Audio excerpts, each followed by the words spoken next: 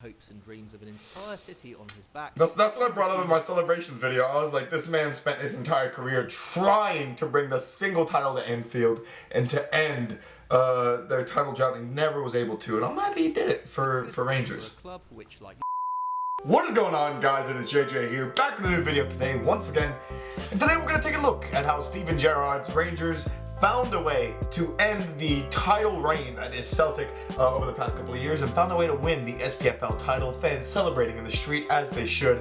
Absolutely buzzing for Rangers. Fair play still to Celtic for trying to make it an interesting title race and for continuing to run the entire division over the last couple of years. But yeah, we're going to get into how Steven Gerrard destroyed Celtic. Sort of an explained video on Eurofootball Daily. You guys gotta let me know your thoughts though on this video down in the comments below. And let's get into it.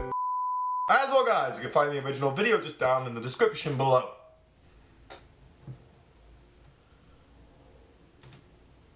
when Rangers hired Steven Gerrard in 2018, the Glasgow club had only been... It's Chris Hamill as well, the only Celtic fan. And had just finished their latest campaign in No, it's not Chris Hamill, never mind. Behind Aberdeen and 12 points off champion Celtic. Having suffered the humiliation of liquidation and demotion to the 4th tier 6 years earlier, fans of Rangers could only watch as their old firm rivals won title after title, getting ever nearer to the I get it, because it was 9 in a row, yeah. That both clubs had narrowly missed out on in decades past. 3 years later, and he has succeeded in stopping Celtic at the final hurdle, and in the process has made people sit up and take notice of the Gers once again, with his side even progressing further in European competition than their arch enemies in recent years. But how has the former Liverpool captain revived the Scottish giants so emphatically? I don't know how he's done it actually, so I'm going to thoroughly enjoy this. When Steven Gerrard took the Rangers job, there were concerns that the task of bringing glory back to Ibrox was too big for a manager with just over a year's worth of coaching experience.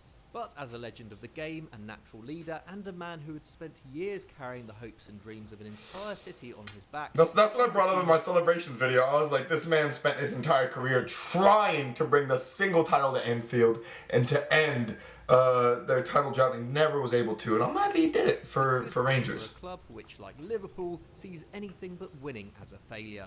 And the former Reds captain quickly set about stamping his image on the historic club. In his first summer, he let go 5 of the top 11 appearance makers from the previous season, with another 3 following in the next 2 years. By the start of the current campaign, there were only 4 members of the entire 2017-18 squad. Dang, really? Tavernier, Alfredo Morelos, and Morelos is just such a good striker though, so... who has made just 9 appearances under Gerrard. That same summer, 14 new players were brought in, of which 9 were permanent signings, with Gerrard notably bringing Ryan Kent with him from Liverpool. More experienced heads like Scott Arfield and Alan McGregor also made the trip to Glasgow, with Jermaine Defoe and Stephen Davis following in January. These signings would come to form the backbone of Gerrard's projects at Ibrox, with Kent, McGregor and Davis, as well as Connor Goldson and Borna Barisic, who were also signed in the summer of 2018, ranking among the club's top 6 appearance makers this term. And Kent is very good actually with them as well. European nights at Anfield instantly gave Rangers fans a glimpse of what he was capable of, getting a side which had been given just weeks to gel through 4 rounds of qualifiers and into the Europa League. It was the first time the club had made the group stage of a European competition since 2010, and was a far cry from the previous summer, when they'd gone out to Luxembourg's Progress Niederkorn in the first round, after which their manager at the time, Pedro Caixinha, was pictured arguing with fans while standing in a bush. Oh my goodness, that's embarrassing. Psychological boost, as well as instill belief in supporters during his first months in charge, but it also brought much needed revenue into Ibrox, with the club receiving upwards of £10 million as a result, helping justify the spending spree which had come to a similar total that summer, and soften the blow of the club's £14.3 million losses, more than the rest of the Scottish Premiership combined from the previous season. So let me get this straight, they were hemorrhaging a very large amount of money, and yet Steven Gerrard still found a way to A, bring in players, B, make it so that they were successful enough to make that money back through competition, and C, lead them deep into Europe. Like, that's impressive. Celtic in the league, something the Gers hadn't done since 2012, and a year later went one better by winning the Old Firm derby at Celtic Park, marking the first time the club had done that in the league in over 9 years. Again, this signalled a turning point for a side which, in the weeks before Gerrard's appointment, had been humiliated by their arch-rivals, losing 4-0 in the Cup and 5-0 in the league over the course of 14 days.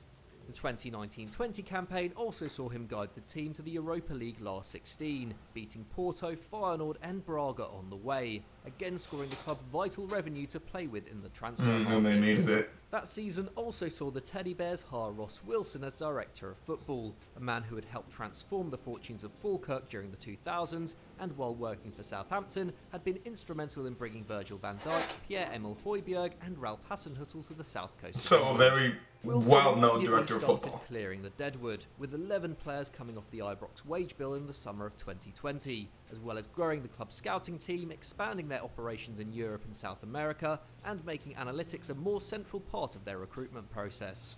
This has seen the club's transfer strategy become even more effective at aiding Gerrard's system, and Wilson had 14 fully fledged internationals, the highest number at the club in almost a decade. But improving a club's recruitment strategy only works if there is a clear on-field vision from the manager, and Gerrard has provided that. Yes, he has. While he himself that 4-2-3-1, stealing ideas from a number of coaches he worked under as a player, the philosophy his side reflects most closely is that of Jurgen Klopp. Which, I mean, he also spent time under Jurgen, didn't he? Time managing Liverpool's under-18s, and many have asserted that this is a sign of the Anfield legend already having one eye on the Liverpool job. But aside from any personal ambitions Gerrard may hold, his Melwood-tinged methods have made this Rangers side one of the most entertaining and toughest to beat in all of Europe. Like Klopp's Liverpool, Gerrard's Rangers line up predominantly in a 4-3-3 and are a high-pressing outfit, as showcased in their 2-0 victory. How much was the 4-2-3-1 for Stevie G? When they allowed Neil Lennon's team just 9.3 passes per defensive action and were granted 16.3 passes per defensive action themselves. While Gerrard lost out on that season's title by 9 points, there were already signs that his methods were working, with his side scoring 82 goals in the league, more than any other club, and conceding just 27 times, 23 fewer than in the previous campaign. Like the Reds, the Teddy Bears also got a significant creative output from their fullbacks. This season, James Tavernier and Borna Barisic are 2 of 3 players in the squad to average over 2 key passes a game, with the pair notching up a combined 14 league assists so far. Their delivery from set pieces has also been crucial. This season and last, 22% of the side's goals have come from this is a lot of amazing deep analytics to get deep into what makes Stevie G's team a lot better and special, and what makes Rangers special. Stephen Davis is the most active, leading the squad for tackles and interceptions with 3.8 per 90. Not a huge number without context, but it's impressive in a team which retains 63% possession, more than any side in Europe's top 5 leagues, not to mention the fact he's now 36. And as you'd expect in such a system, the attacking players also defend from the front. Joe Aribo marries 2.2 dribbles and 2.3 shots per 90 with 3.3 tackles and interceptions, winning 76% of his challenges. Yanis Hadji, who is averaging a goal or an assist every 113 minutes, is also winning possession nearly 2 times a match. Do love a good Hadji. Meanwhile, can perform a role similar to that of Roberto Firmino, dropping to provide space for wingers Hadji and Kent to break into the box, although he's also pretty useful in the area too. Wasn't he also on Leeds though, for the longest time? From within 18 yards. Ruth's versatility means he's also been able to fill in as a right inside forward, the position from which he has scored most of his goals, meaning the excellent Alfredo Morelos has also had a lot of time in the centre forward position. This has made the Rangers' attack more fluid and able to break through a variety of defensive setups. As a result, after 41 games in the Premiership and Europa League this term, Gerrard's side had dropped points in just 6 of them, remained unbeaten, sustained an astounding 84% win rate, averaged 2.4 goals a game in the league, and conceded just 0.3 goals a game on average. For context, Man City's Centurions scored 2.8 goals a match, while the Chelsea side, which conceded a record 15 goals in 2004-05, did so at a rate of 0.4. These numbers are absolutely... So they have the attack of nearly what is the Man City Centurions, and they have the defense of the best defensive side ever in Premier League history, the 04-05 Chelsea squad. Or a game. What's more, if they stay unbeaten in the league, they will become only the second Scottish side to do so since the 1800s. But that's not to say Gerrard's reign at Ibrox has been a simple upward trajectory.